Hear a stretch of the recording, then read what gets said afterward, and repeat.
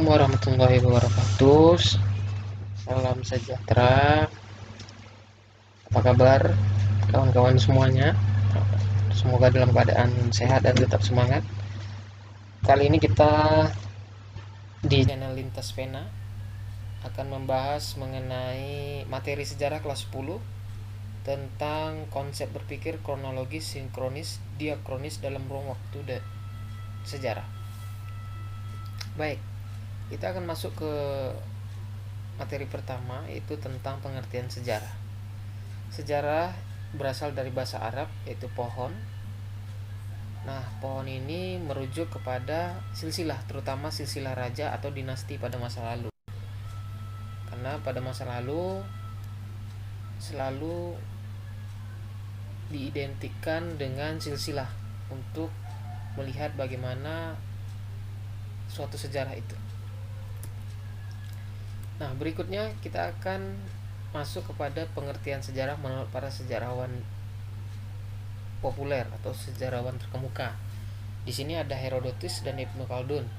Nah, menurut Herodotus, sejarah bukan berkembang dan bergerak lurus ke depan dengan tujuan pasti, melainkan melingkar.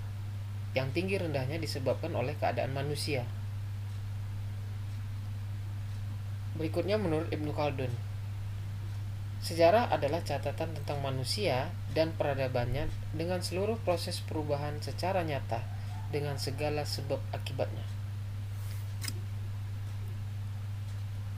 Berikutnya menurut Sartono Kartudirjo, sejarah dibatasi oleh dua hal, sejarah dalam arti objektif dan subjektif. Secara objektif menunjuk pada peristiwa atau kejadian itu sendiri. Secara subjektif, sejarah yang telah ditulis sejarawan. Berikutnya menurut Muhammad Yamin, sejarah adalah ilmu pengetahuan yang disusun atas hasil penyelidikan dari berbagai peristiwa yang dapat dibuktikan kebenarannya. Sehingga kita simpulkan, sejarah adalah ilmu pengetahuan yang mempelajari berbagai peristiwa atau kejadian yang terjadi dalam kehidupan manusia pada masa lalu.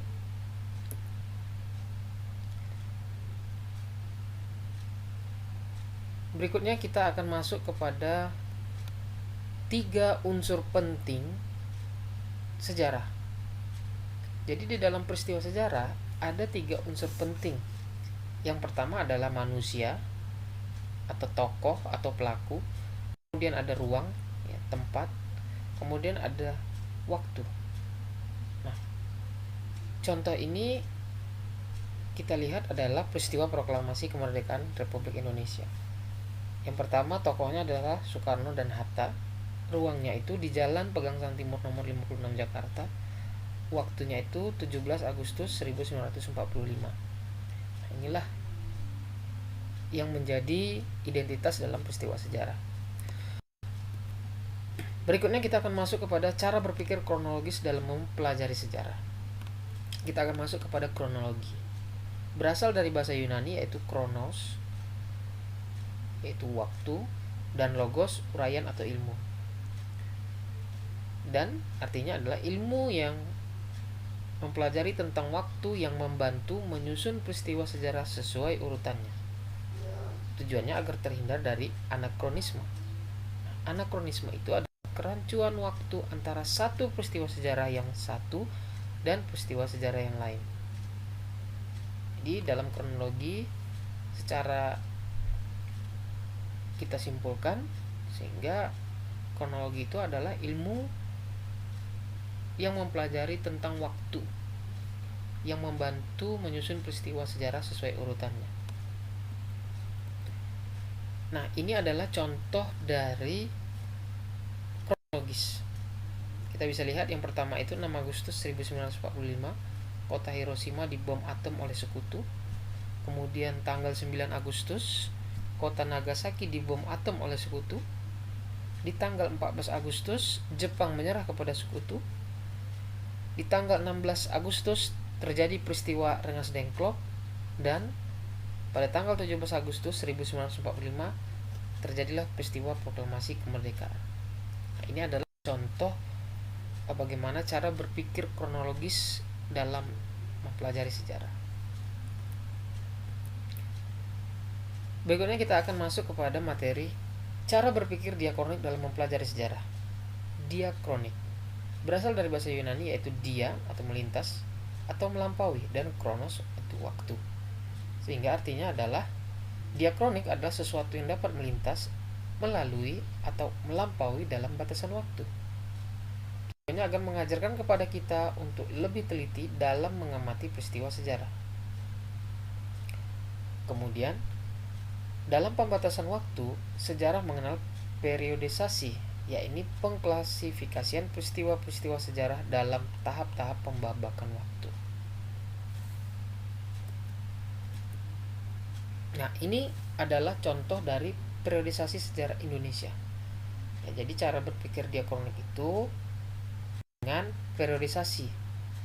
Nah, kita bisa lihat di sini contohnya ada masa prasejarah, kemudian masa Hindu-Buddha, kemudian masa Islam, masa kolonialisme, masa pendudukan Jepang, masa revolusi, kemudian masa Orde Lama, Orde Baru, dan sekarang masa reformasi.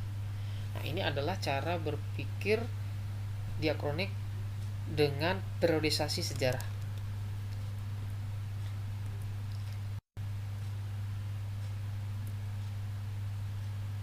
Nah, ini adalah perbedaan berpikir sinkronik dan diakronik.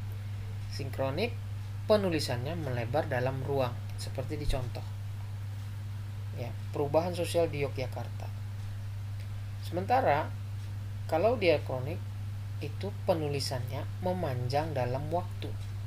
Kita lihat di situ contohnya, Kota Yogyakarta tempo dulu, sejarah sosial 1880 sampai 1930.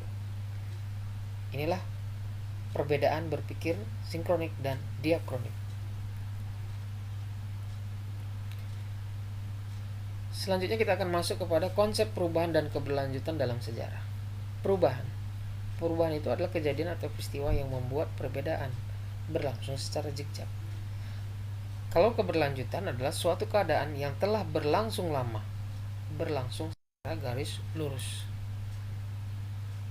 Nah, inilah contoh dari konsep perubahan dan keberlanjutan. Dapat digambarkan seperti ilustrasi ini.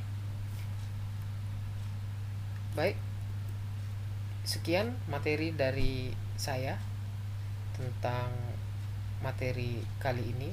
Semoga bisa membantu dalam menjelaskan materi ini. Jika ada pertanyaan atau yang kurang jelas, bisa tulis di komentar atau bisa melalui Instagram saya @arianto_jasmerah. Terima kasih atas perhatiannya. Jangan lupa di like, comment, subscribe, and share. Terima kasih. Salam Jas Merah Indonesia.